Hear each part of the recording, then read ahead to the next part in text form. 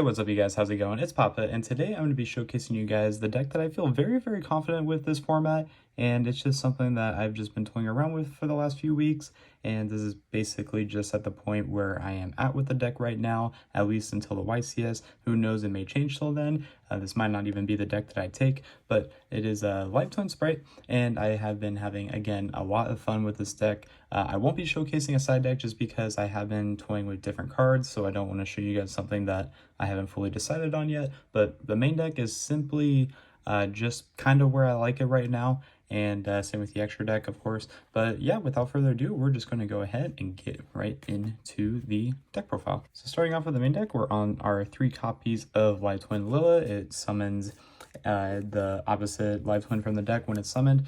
Same with the Kiss Kill.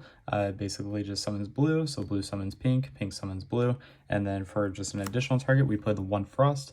I'm not gonna lie, I'm not really good with this card yet. I always forget to trigger the effect to banish and draw because I'm just bad, but that's why we're doing testing. But basically, the Lilla can also summon the Kiss Kill Frost from the deck, and when it is in the grave card, you can just banish it when you control a Live Twin one, and then when your opponent adds a card from the main deck to the hand, you banish it to just draw an additional card. So the deck definitely does its fair share of deck thinning, but that's it for the monsters. For the spell lineup, we are on the 3 copies of Sunny Snitch to get us basically any of these names. The cool part is when you control a Evil Twin monster, every time your opponent would normal or special summon a monster, you gain 200 life points, and then they lose 200 life points. So it's very strong. It just helps you get that additional damage in, so that way when you go to swing per game, you're just a lot closer than you should be. But Sunny Snitch just does put in a lot of work.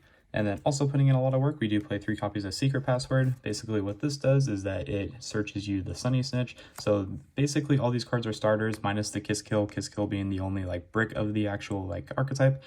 Basically Password gets you to Sunny Snitch gets you to any of these.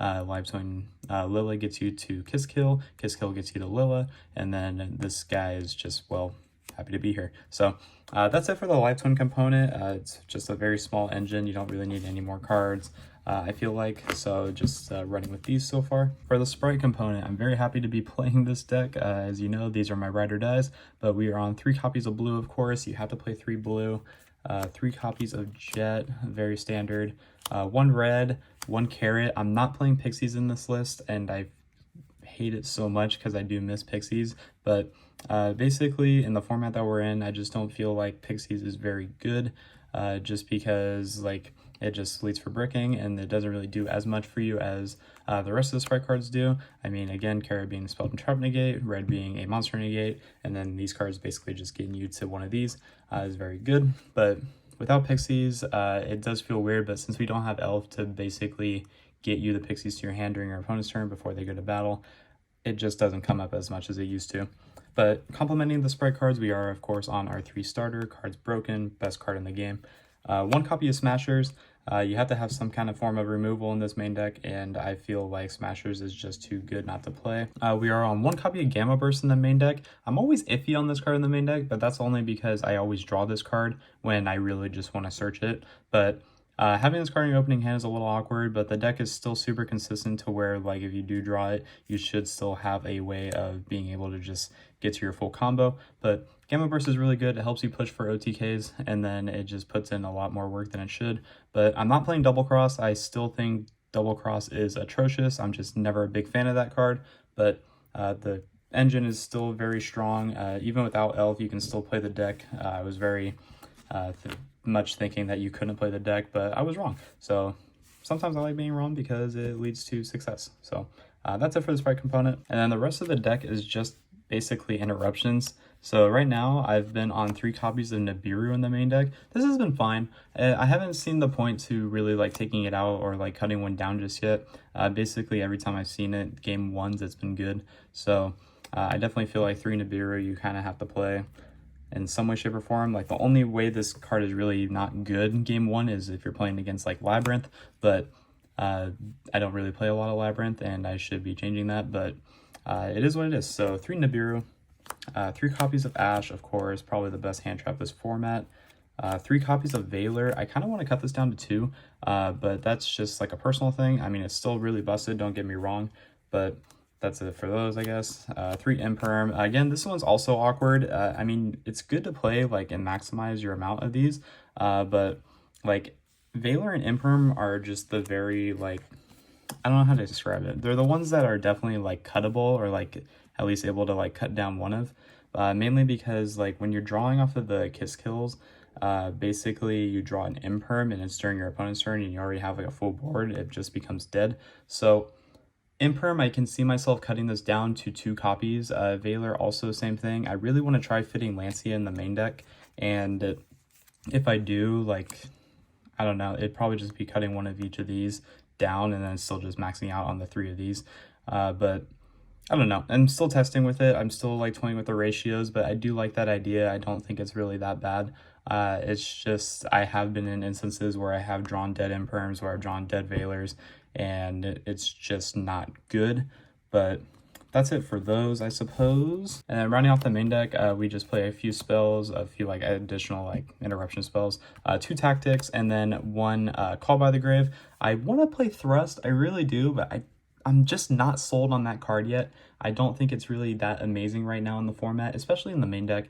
I feel like if you are going to play Treble Tactics Thrust, you should be playing in, like, the side deck maybe, but I haven't really gotten too far onto how I want to do that just yet. So these have been fine though whatsoever. I mean, Thrust is all, or not Thrust, Talents is always good, especially when you're in, like, a heavy hand trap format right now. Being able to just get that additional information by looking at the hand, drawing 2, it's just way too good not to play. So that's it for that.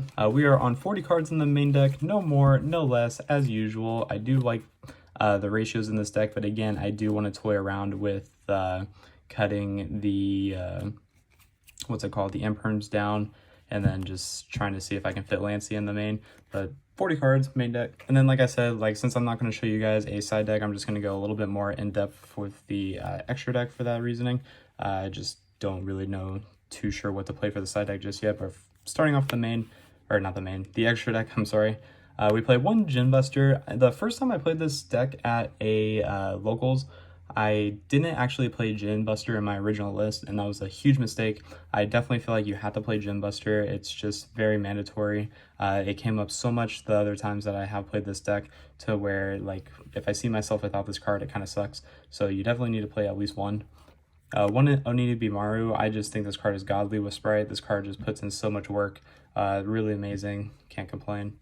1 Sky Cavalry, this card's also really good. It's mainly better in this deck because, like, Zeus is so optimal. What I do want to try doing is, like, either taking out like this card for, like, a Downward Magician, because I'm not playing Downward in this list and I probably should, but definitely want to try fitting a Downward. If I do, like, this is probably going to be the card that gets cut.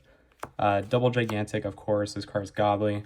And then we're still on double Zeus. Unfortunately, you do have to play 2 Zeus in this format, and I do apologize because of how much it's gone up in price. It's not my fault, of course, but, you know, it is just like a common courtesy thing. But Zeus, you definitely have to play at 2 of, because, like, if they Diablosis you, they Unicorn you, and your Zeuses are gone, like, what are you going to do? You're basically just going to be ending up losing that matchup. But that's it for, like, the Xyz toolbox.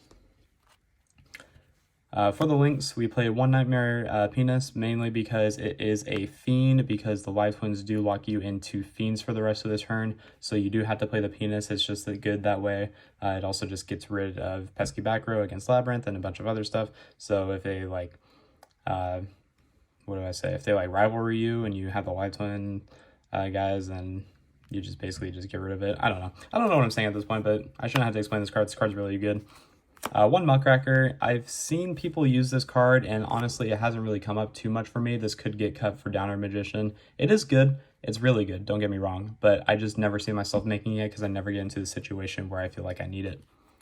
For the Live Twin, or the Evil Twins, I should say, 3 Kiss Kill. Card's amazing. It just gives you an additional draw. It brings back the Lila to give you a destruction, which we do play 2 of. Card's really good. Just being able to get that additional pop is really nice, and then it brings you the Lila back, or not the Lila, fuck, I don't know their names, I'm sorry. The Kiss Kill, it brings it right back, and then you just get to draw a card, so that's really good. And then, of course, the big rank 4 Daddy, Mommy, whatever you want to call her. Evil Twin Trouble Sunny, this card's also just amazing, being able to bring back both of them, being able to just get additional effects by banishing from the graveyard, really good. But the card does do a lot of work. I never really summon it too much, but when I do get to, it's godly. But that's it for the deck, guys. I really hope you enjoyed this list. Again, it's probably the deck I feel the most comfortable with going into the upcoming YCS, which I will be at. I will be at YCS LA for the 250th. I'm really hoping that you guys get to go as well. And if you guys do see me at the YCS, please come say hi to me. I really do want to meet a lot of you guys. I'm trying to grow this channel as much as I can. I've just been putting in a lot of work trying to get this channel growing, and we just hit 1,700 subscribers. So I'm very appreciative of that, and I thank you guys all so much for watching. But until next time, guys, this has been Papa, and I will catch you all in my next video. Take care, everyone.